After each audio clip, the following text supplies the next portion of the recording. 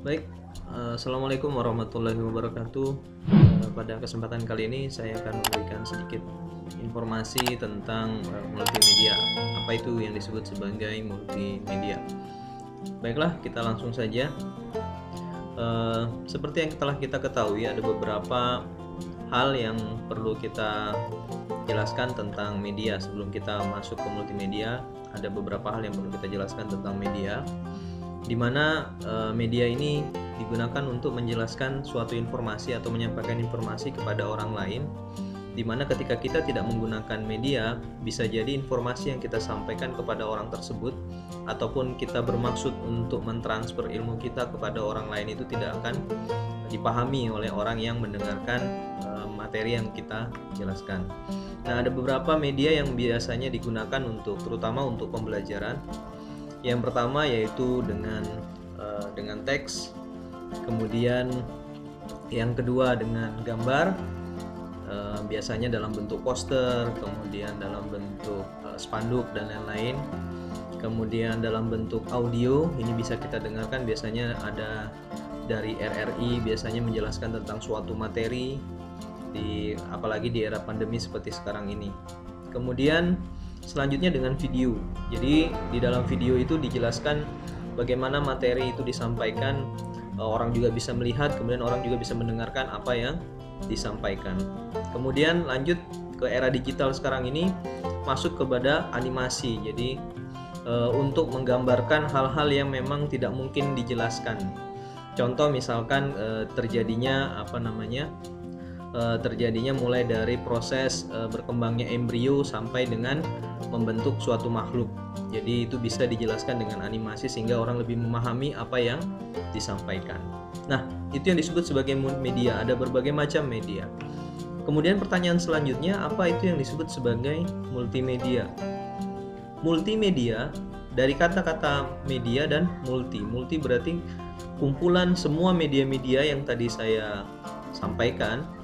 Ini dijadikan satu sehingga menjadilah yang disebut sebagai multimedia. Inilah yang disebut sebagai multimedia. Kemudian kita lanjut tingkat kemampuan daya ingat. Kenapa multimedia itu penting? Kita lihat dulu dari tingkat kemampuan daya ingat seseorang.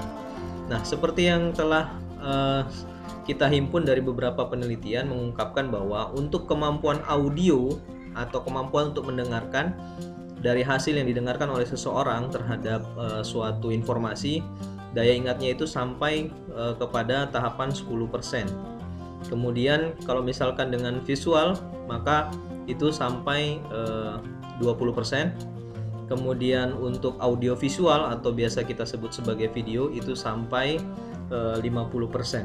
Seperti itu. Kita lanjutkan lagi untuk tingkat kemampuan menyimpan pesan. Nah, dari semua pesan yang disampaikan, ada berapa hal untuk kemampuan seseorang dalam menyimpan pesan. Dari audio, menurut hasil penelitian itu, kemampuan untuk menyimpan pesan itu hanya sekitar 10-70%. Kemudian untuk visual itu sampai 72%.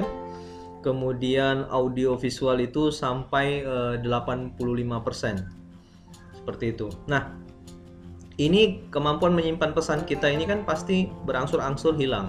Nah, setelah 3 hari itu akan turun menjadi untuk audio itu sampai 10%, untuk visual itu sampai 20%, sedangkan untuk audio visual itu sampai 65%. Nah, di sini peran multimedia itu penting. Kenapa? Karena hal-hal yang daya ingat tadi, kemampuan seseorang dalam menerima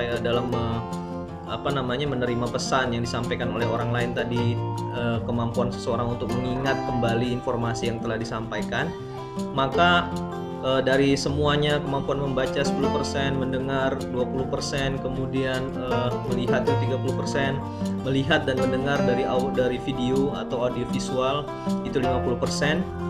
Nah, ketika kita gabungkan semuanya yang kita sebut sebagai multimedia, maka itu bisa kita ambil sampai 80%. Itulah kenapa multimedia itu menjadi hal yang sangat penting, terutama di dalam membuat media pembelajaran.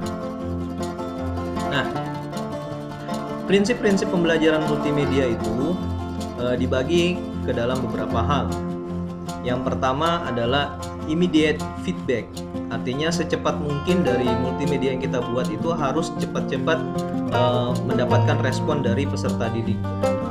Kemudian kita lanjut ke learner control atau branching. Artinya semua pembelajaran yang dilakukan di dalam media tersebut harus bisa dikendalikan.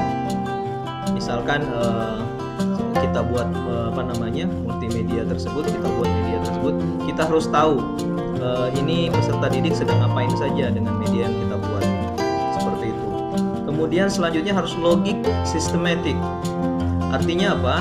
Dengan media yang kita buat ini ya harus terstruktur, dari perencanaannya seperti apa, awalnya seperti apa, dari pertengahan prosesnya seperti apa, kemudian hasil yang diharapkan seperti apa.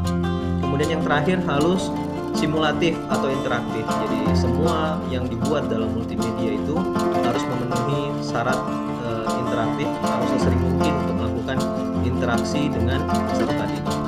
Nah, itulah yang disebut sebagai multimedia. Mudah-mudahan apa sedikit yang sudah disampaikan ini bisa bermanfaat kepada Anda. Terima kasih. Selamat siang.